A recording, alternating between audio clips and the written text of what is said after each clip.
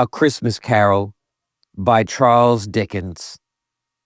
Edited for Time by Aiyanie Gray.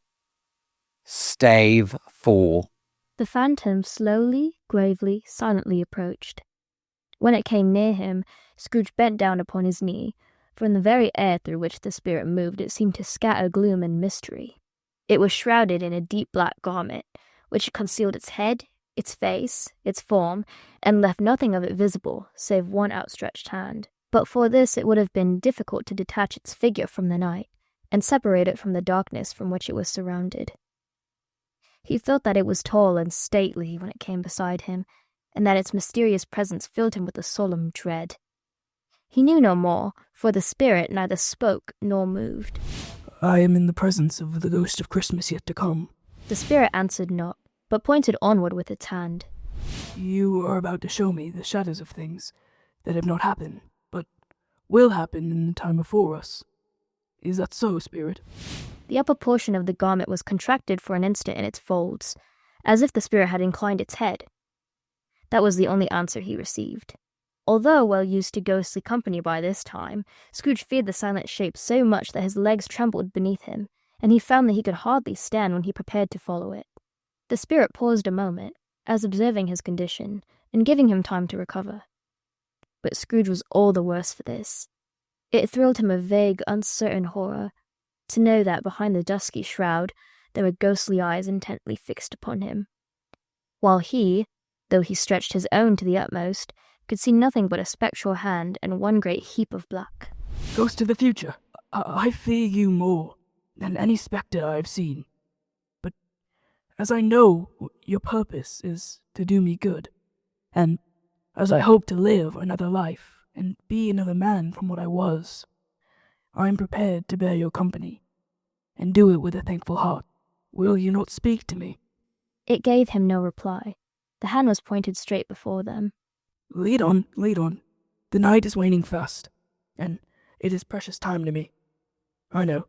Lead on, spirit." The phantom moved away as it had come towards him. Scrooge followed in the shadow of its dress, which bore him up, he thought, and carried him along. The ghost conducted him through several streets familiar to his feet, and as they went along, Scrooge looked here and there to find himself, but nowhere was he to be seen.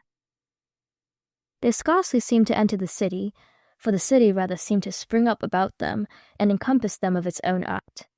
But there they were, in the heart of it, on 'change amongst the merchants, who hurried up and down and chinked the money in their pockets, and conversed in groups and looked at their watches, and trifled thoroughly in their great gold seals, and so forth, as Scrooge had seen them often. The spirit stopped beside one little knot of business men.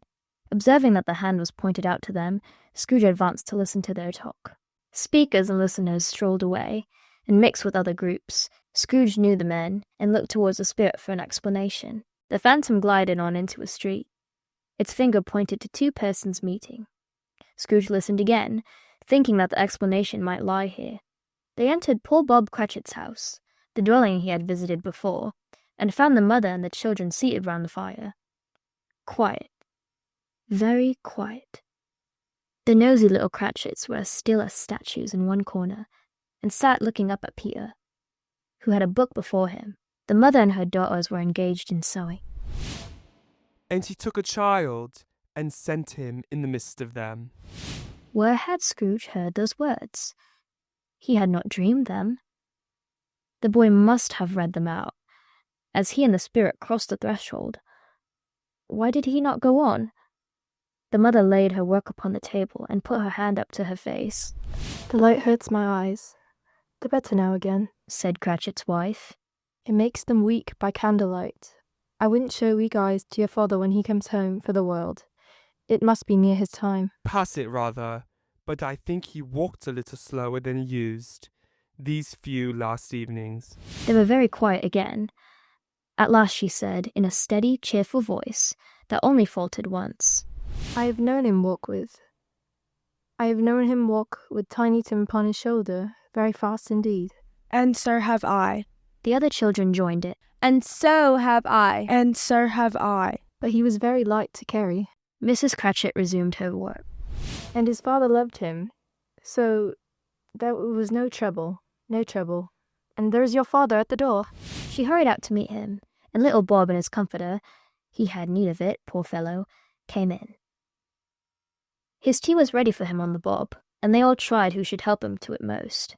Then the two young Cratchits got upon his knees and laid, each child a little cheek, against his face, as if they said, Don't mind it, father. Bob was very cheerful with them, and spoke pleasantly to all the family.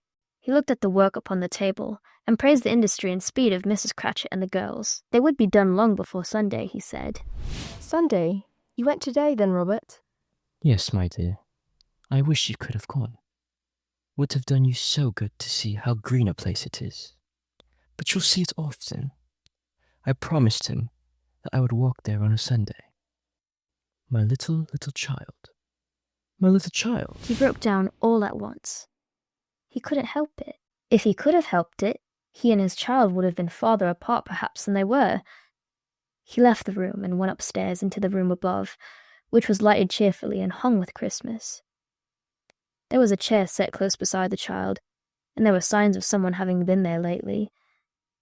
Poor Bob sat down in it, and when he had thought a little and composed himself, he kissed the little face.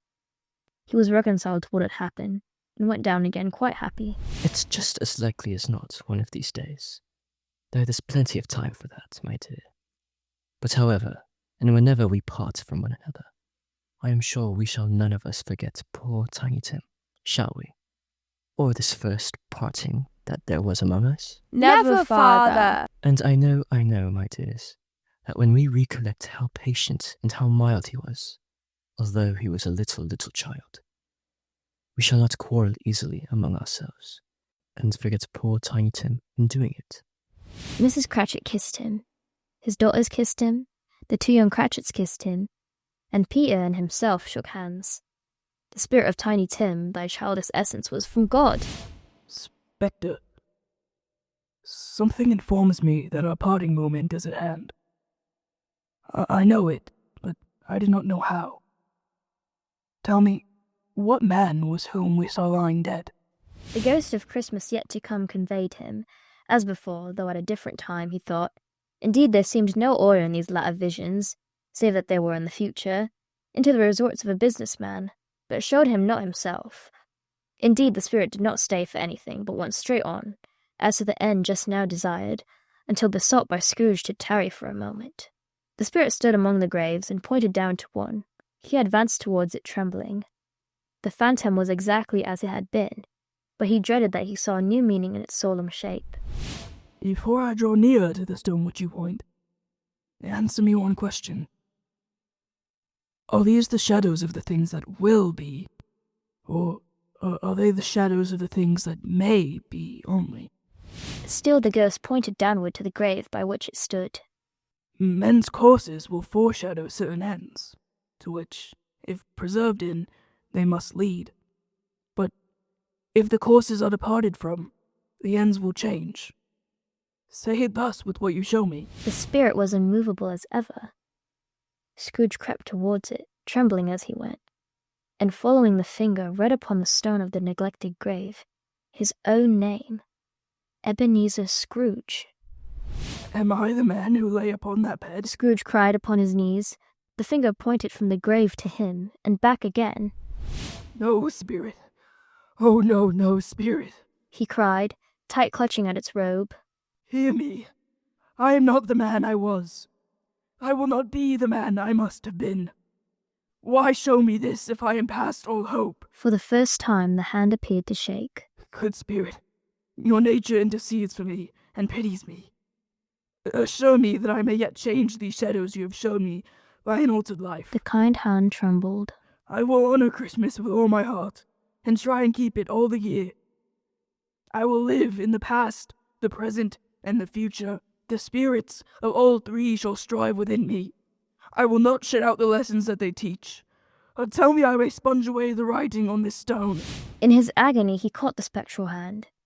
It sought to free itself, but he was strong in his entreaty, and detained it. The spirit, stronger yet, repulsed him. Holding up his hands in a last prayer to have his fate reversed, he saw an alteration in the phantom's hood and dress. It shrunk, collapsed, and dwindled down into a bedpost.